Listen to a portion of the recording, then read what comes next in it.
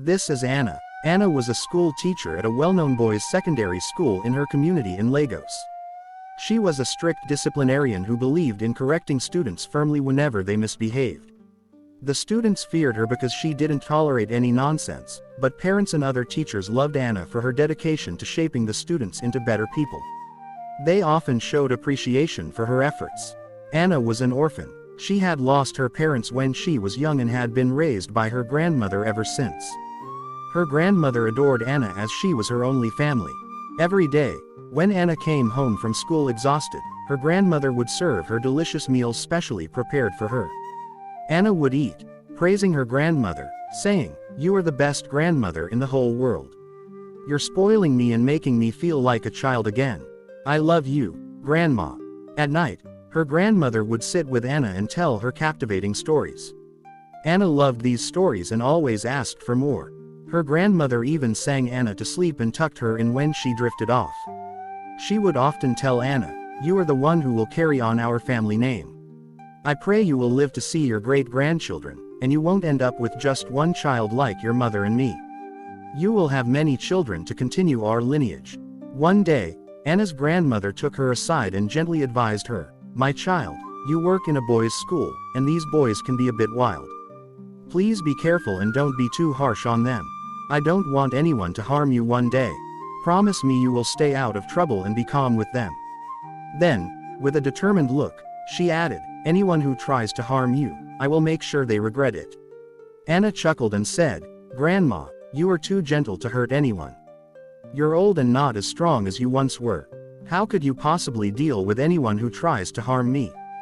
She laughed, teasing her grandmother, but her grandmother just hugged her tightly, showing all the love she held for her.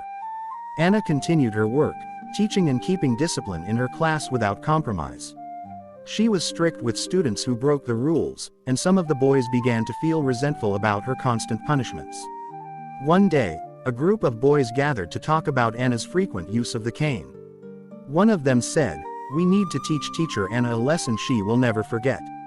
We are boys, not weaklings. Let's make her understand what happens when you mess with us." Another boy asked, "So what should we do to her?" One boy suggested, "Let's wait for her on the path she usually takes and throw urine on her." "Urine is too mild," one argued. "Let's use something worse, like dirt." After considering all these ideas, they finally decided to confront Anna in her classroom after school and beat her with their belts. "We will hold her down on the table and make her feel the pain of that cane she uses on us," one of them said. The boys approached Anna's class, asking her for extra help with a subject they claimed was difficult for them. Anna, believing they were sincere, agreed and scheduled an hour after school to help them. After school, the boys who had planned to harm teacher Anna went to her classroom. Anna, not knowing their true intentions, welcomed them warmly. "I haven't eaten since morning," she said. "I was waiting for school to end so I could go home and enjoy my grandmother's delicious meal, but you came to me with this topic, so I will make you my priority and eat later." One of the boys thought to himself, "Good, at least the beating will hurt more since you haven't eaten, foolish teacher." As Anna started teaching, she believed she was helping sincere students. But suddenly, the boys stood up angrily. "After today, you will never mess with us again," one of them sneered. "You think you are a teacher, but you have no respect, always flogging us like this. Today, it won't be the cane. We are going to beat you with our belts so you will feel it." Anna burst into tears, pleading, "Please don't do this.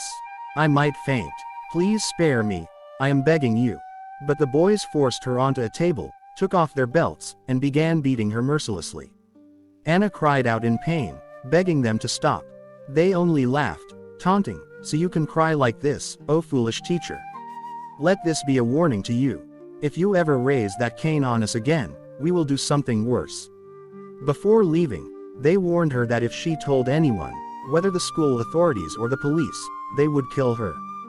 Satisfied with what they had done, the boys left, feeling accomplished. Anna went home in tears, her body covered in bruises.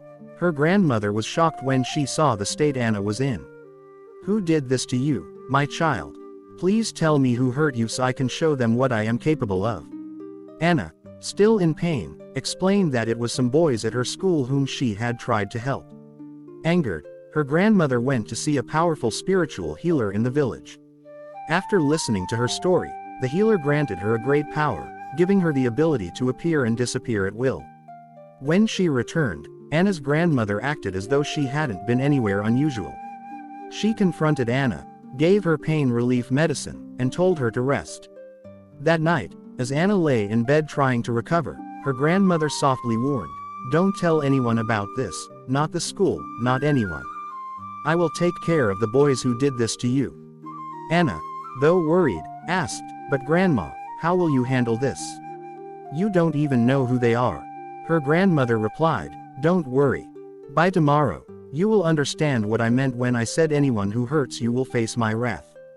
Just trust me." One morning, the boys were in their classroom listening to their teacher when a bright flash of lightning suddenly struck the room. An old woman, fierce and terrifying, appeared before them.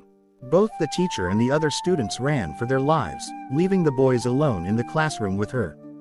Furious, Anna's grandmother struck the boys down, and they died on the spot, then vanished, leaving everyone confused and frightened. Later that day, the school called Anna, telling her that an old woman had appeared in the classroom and killed the boys. Anna was shocked. She left her room and saw her grandmother sitting calmly in the living room. The caller mentioned the names of the boys, and Anna realized they were the same boys who had beaten her. In shock, Anna told her grandmother what she had heard. "Grandma, they say an old woman appeared in school, struck those boys down, and then disappeared. Who was she? Is there something I should know?" Her grandmother, pretending innocence, replied, "I don't know what you're talking about, but if it happened, then God must have fought for us.